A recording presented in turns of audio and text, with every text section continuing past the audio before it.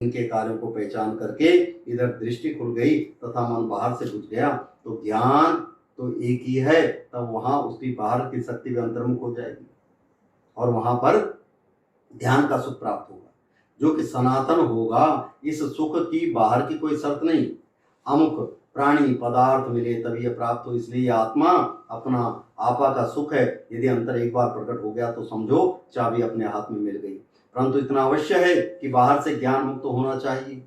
ज्ञान बंधनों से मुक्त हुए बिना बाहर उसकी शक्ति प्राण रूप मुक्त नहीं होगी, और यदि प्राण रूप शक्ति बंधी रही तो दुखी जन्माएगी, दुखी प्रकट करेगी।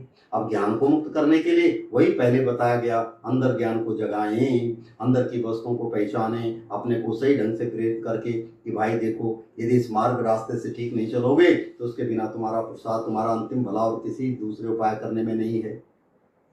यह केवल इसी मार्ग में ही है तथा बाहर बिखरी हुई शक्ति को अंदर इकट्ठा करने का भी एक समय, यदि वह निकल गया तो फिर इसका इकट्ठा होना भी मुश्किल है। ऐसे में निद्रा का भी थोड़ा ख्याल रखें, क्योंकि बाहर से यदि मन को मोड़ो तो नींद आती है, आलस्य सुस्ती आती है, जिसके सुख का भी एक आकर्षण खिंचाव है। बस इतना मीठा लगता है कि उस समय फिर कुछ सोचने की इच्छा नहीं रहती। सोचना तो दूर रहा, यदि बाहर की आवाजें भी आती है तो वह भी जहरीली मालूम होती है। और भी कोई बाहर का ज्ञान होता हो तो समय मन उधर से भी आंखें बंद करना चाहता है। ऐसी स्थिति में नींद को भी जीत करके ध्यान में ही अपना मन लगाए। इसका अभिप्राय यह नहीं कि नींद लेनी नहीं, निद्रा लेनी अवश्य, परंतु नींद के इतना भी बस में होना ठीक नहीं कि जब हम ध्यान करना चाहें तो नींद वाला मन नींद ला दे, या मन नींद के घंटे की प्रतीक्षा करता रहे, कब यहां से उठे और सोए। जब तक नींद का घंटा नहीं खुलेगा तब तक ध्यान लगाने वाला मन नहीं है, क्योंकि वह तो अपनी आंख को भी चुराएगा, कान भी समेटेगा, यहां तक करेगा कि मुक्ति के मार्ग की ओर सोचने भी नहीं देगा। तो यदि इससे आपने अपने मन को उन्हीं शब्दों के सहारे जगाने की आदत पड़ गई तो आपको पता लगेगा कि मेरे जीवन में ये बंधन एवं विकार कहाँ कहाँ क्या कर रहे हैं। तो जिस समय इस प्रकार से अपने जीवन को बहुत नजदीकी से आप परखने लगेंगे तो समझो वास्तव में आत्मज्ञान का मार्ग अपने आप खोल लिया। आत्मज्ञान से पर्याप्त अपने आप का ज्ञान। इस प्रकार यदि अंदर के सत्यों को पहचान करके अंदर ही आपका ध्यान लगने लग गया, ध्यान बाहर से टूट गया, तो उसकी शक्ति भी बाहर भटकने के बजाय अंदर एकत्रित तो होने लग जाएगी। तब आपको अपने आप अकेले घंटों ही बैठने में आनंद आने लग जाएगा। ऐसा यदि किसी से बन गया तो समझो उसको अपने आप में जीवन भी मिल गया। इसी को आध्यात्मिक जीवन कहते हैं।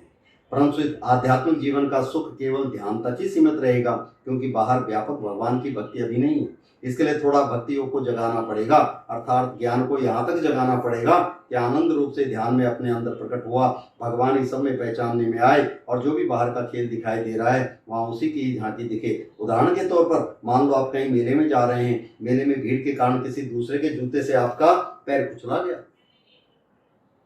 जिससे आपको दुख हुआ। अब आप जरा ताकतवर आदमी थे, आपने भी दुख के कारण क्रोध में आकर अपनी बाजू से व्यक्ति को धक्का मारा, वह बेचारा दूर जा गया, तो उसने पीछे आपसे माफी मांगी कि ओहो श्रीमान जी, मैंने तो जानबूझकर कुछ नहीं किया, भीड़ में अनजाने में कहीं आपके ऊपर पैर पड़ गया होगा जिससे आपको कष्ट हुआ। परंतु आपने उसको 2 थप्पड़ भी लगा दिए और 2-4 गालियों से उसका तिरस्कार भी किया। अब यदि आप धार्मिक वृत्ति के व्यक्ति होते और घटना का थोड़ा समस्या विश्लेषण करते तो आपको यही मालूम होता कि भाई उस समय का जो खेल था उसमें मैंने समझा कि उस नालायक ने मेरा पैर कुचल दिया। यह तो केवल थोड़े दुख नहीं व्यक्ति विशेष को नालायक बताया। यदि मैं थोड़ा दुख को सहन करके विवेक को जगा पाता, आम जीव जंतुओं की तरह उद्वेग जोश में ना आकर धैर्य से काम लेता, तो मुझे सच्चाई का पता यूं लगता कि उस घटना का जिम्मेवार कोई व्यक्ति विशेष नहीं था, बस मौके की घटना ही थी। अर्थात वह मेले का जमघट और जिसमें भीड़ में दूसरे का जूता मेरे पैर पर पड़ने से मेरे को जो दुख हुआ, उस समय यह उस ज्ञान रूप भगवान की चमक ही थी। मैं तू के कारण से बना रखने से वहां कुछ नहीं था। अब इस प्रकार विचार करने से आप यदि अपने आप को उस घटना विषय से बाहर कुछ भी बुरा करने से रोक पाते, तभी आपकी बाहर की भक्ति भी ठीक होती। वास्तव में देखा जाए तो मनुष्य एक दूसरे को जो भी समझता है वहां उस समय के लिए भगवान की झांकी माया द्वारा इस प्रकार की मैं पैदा कर देती है, और मनुष्य विमूढ़ होकर के कहता है मैं करने वाला हूं, और वही मैं रूप से सदा संसार में बहता रहता है। इसी कारण से वह सदा बंधा रहता है, उसको कभी मुक्ति न होने से उस भगवान का सुख नहीं मिलता। बाहर बिखरी हुई शक्ति का अंदर इकट्ठा होना जिससे वह परम पद से दूर ही रहता है। इसलिए बाहर की भक्ति जब तक ठीक नहीं होगी, जब तक ठीक नहीं होगी, जिससे इसलिए बाहर की भक्ति जब तक ठीक नहीं होगी तब तक मन बाहरी ऊर्जा रहने के कारण उसी की सोचों में पड़ा हुआ व्यर्थ समय गंवाता रहेगा। ध्यान इत्यादि में समय लगाकर जो ज्ञान का बल पैदा करता है था वह भी नहीं कर पाएगा। बाहर कुछ खोटा होना तो दूर रहा, परंतु यदि ऐसा करने के लिए सोच भी लिया तो वह भी अकेले में ध्यान में डराएगा। इसलिए बाहर की भक्ति को ठीक रखना अति आवश्यक है। यदि मन स्वच्छ है, अपने अंदर किसी प्रकार किस्म का दोष नहीं, तो व्यापक जीवन एक परमात्मा का रूप ही दिखेगा। अब इस व्यापक ब्रह्म का एक ही पहचान कर मनुष्य अपने व्यवहार को इतना सुधार ले, कोई त्रुटि होने ही न पाए। त्रुटियां दो कारणों से होती है, सुख बिगड़ने पर, दुख आ पड़ने पर। इसलिए थोड़ा दुख व सुख में सम होकर रहने का अभ्यास करना चाहिए। जले कटे बीमारी इत्यादि दुख भी तो मनुष्य सहन करता है। दूसरों अच्छा बर्ताव न मिलने पर जो अपमान का दुख हो वैसे उसे भी वैसे सहन कर ले। तो इस प्रकार से शांत भाव से यदि मनुष्य अपने आप को थोड़ा सुधारता जाए तथा अभ्यास से शक्ति को बढ़ाता जाए तो अंत में साधित मन ज्ञान जगाने पर इतना अंदर से प्रेरित हो जाता है कि ठीक है, खुली आंखें सब जगह एक ही दिखता है, वहां उलझन की कोई बात ही नहीं थी। जब एक ही जगह सब जगह दिखने लग गया तो फिर मिथ्या कर्म भी क्यों बनाएगा। और जब मिथ्या कर्म नहीं तो उसके फल की भी कोई शंका नहीं रहेगी। राग द्वेष पहले समाप्त हो गए, मान मोह रहे नहीं। तो ऐसी अवस्था में वही प्राण शक्ति जो ज्ञान भटकने से बाहर भटकती है वह सदा अपने आप में क्षण में एकत्रित होने लग जाएगी। नींद में उतना आनंद नहीं जितना जागते जागते ज्ञान के साथ ऐसे मनुष्य को प्राप्त होगा। तो यही सारा सत्य शास्त्रों में कहा है तथा यही पाने का परम धाम है। अब इसे प्राप्त करने के लिए जो मार्ग रास्ता चलने का है इसका नाम धर्म है। धर्म का अर्थ है धारण करना, अर्थात एक स्वभाव से हो रहा है और एक आपको धारण करना पड़ेगा। यह अपने आप नहीं होता। अपने आप तो बच्चे ने बाहर दूसरे प्राणी पदार्थों के संग से दूसरों के साथ ही रहना सीखा है, उन्हीं में ही जीवन देखा है, जिसका नाम बाह्य तथा भौतिक जीवन है। दूसरा है कि थोड़ा विवेक द्वारा, ज्ञान द्वारा बाहर से मुंह मोड़कर अंतर्मुख का जीवन, इसी को आध्यात्मिक जीवन कहते हैं। आध्यात्मिक जीवन का अर्थ है अपनी आत्मा में जीना। अब इस जीवन को बनाने के लिए थोड़ी भावना करनी पड़ती है।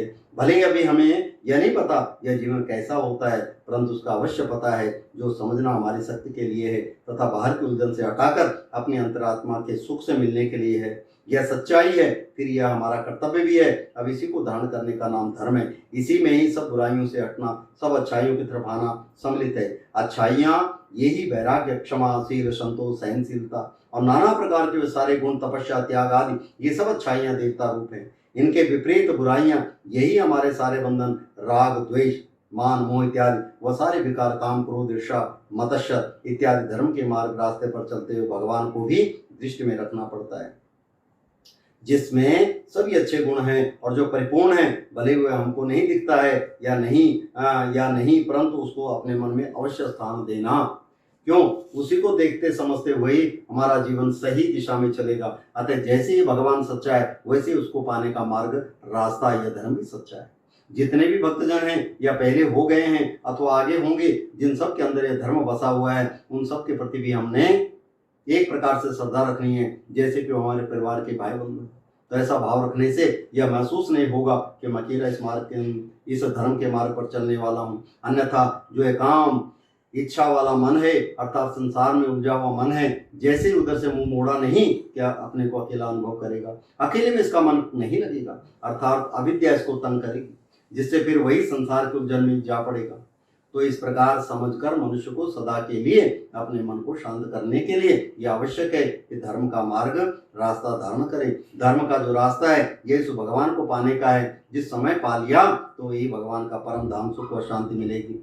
तो यह सारा कहने का उपसंहार, समाप्ति या निचोड़ यही हुआ कि भाई उस शक्ति को जो बाहर बिखरी हुई है, अंदर इकट्ठा करने से सुख मिलता है। बाहर भटके हुए ज्ञान को, अर्थात जो संसार दुनिया का सब जानने में उलझा हुआ है, उस ज्ञान को अपने मन के अंदर के ही सत्यों को जानने के लिए जगाना। अपने अंदर के सत्यों को समझकर ज्ञान जगाने में यह शक्ति अंदर इकट्ठी होती है। अब ज्ञान जगाने के लिए यह आवश्यक है कि थोड़ा विचार विवेक का बल बढ़ाए, सत्य को परखे।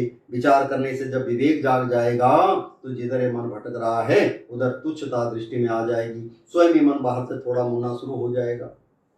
इस प्रकार यत्न करते हुए बाहर सुखों की तुच्छता को इतना महसूस करना कि स्वयं ही मन कहे बाहर ज्ञान भटकाने में क्या लाभ। अब यदि अंतर्मुख ज्ञान जा करके अंदर के सत्यों को परखने लग जाए तो उसको अंदर का सुख भी दिख पा जाएगा।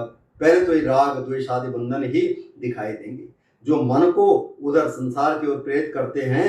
जैसा कि पहले बताया, इन बंधनों के दुख को खुजली के दृष्टांत की तरह सहन करना शुरू कर दे, परंतु इनका आज्ञाकारी होकर संसार में कहीं भागना न चाहे तो ये बंधन टलने लग जाएंगे, और बंधन जब टल गए तो समझो सुख भी मिल ही गया।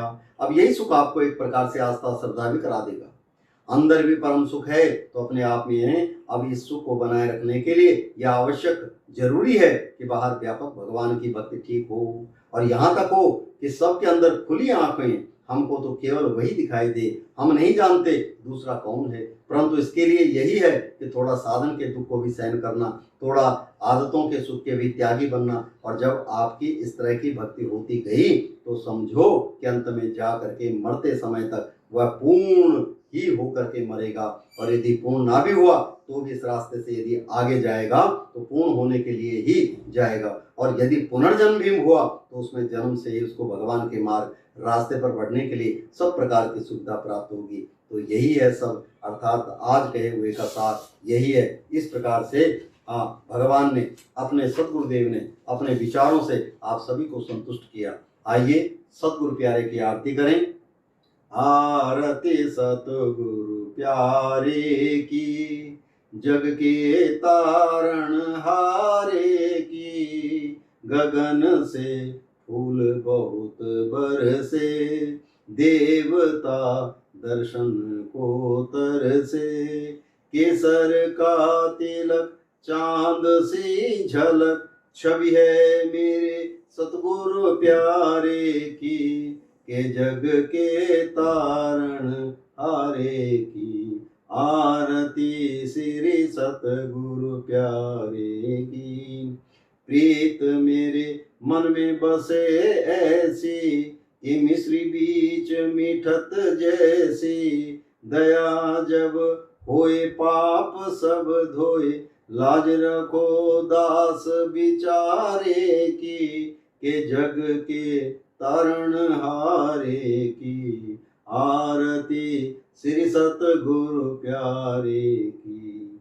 प्रभु जी तुम ईसन के ईसा, अनाथों के हो जगदीसा, हम भूलन हार तुम बख्शन हार, खड़े हैं तेरे द्वारे जी, के जग के तारण हारे की, आरती श्री सतगुरु प्यारे की।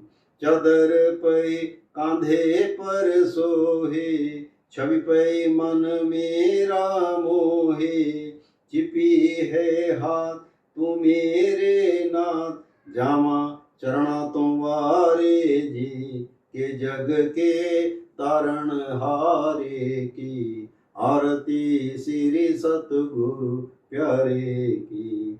ओ भक्तों के तुम हितकारी, की वर्षा हो रही सी भारी, सिंहासन छोड़ आ पहुँचे तो, भीग गए वस्त्र सारे जी, के जग के तारण हारे की, आरती श्री सतगुरु प्यारे की, आरती श्री सतगुरु प्यारे की।